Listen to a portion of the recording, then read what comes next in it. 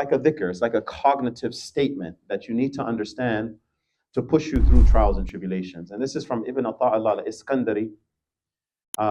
He was a 12th century, a Muslim scholar out of Egypt. Very, very famous. His works, very, very famous. But anyway, he says, من ظن انفكاك لطفه عن قدره فذلك لقصور نذره. He said, whoever supposes that Allah's gentleness is separate from the hardship of his fate, he does so out of short-sightedness. So what he's basically saying is that, like sometimes we think that Allah subhanahu wa ta'ala, his bounty is only because, it shows up when things are easy, when things are okay. There's no hardship. There's no trials and tribulations.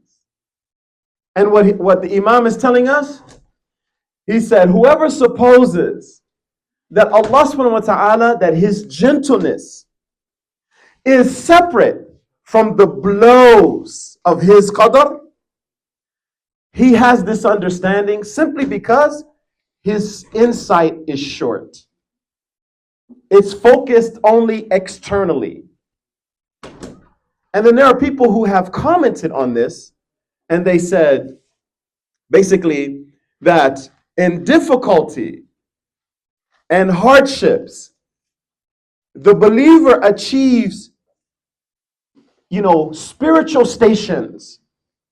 He receives inner rank that he could never acquire from prosperity. This is very important to understand. There are some spiritual stations that you can only acquire through hardship. You're not going to get it any other way. It can be hardship physical. Your body can be physically, in distress. You can have emotional distress. You can have financial distress.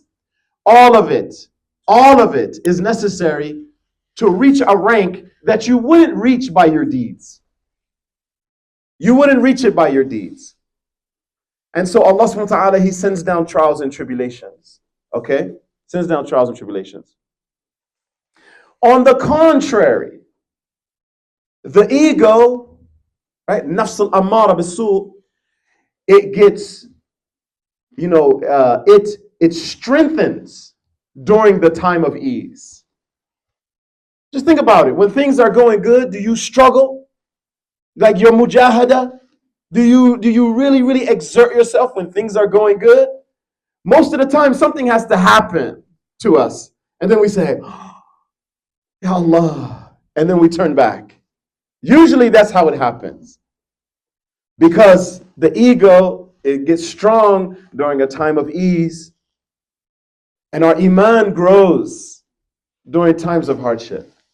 All right, and this is what the Imam, this is what he's reminding us.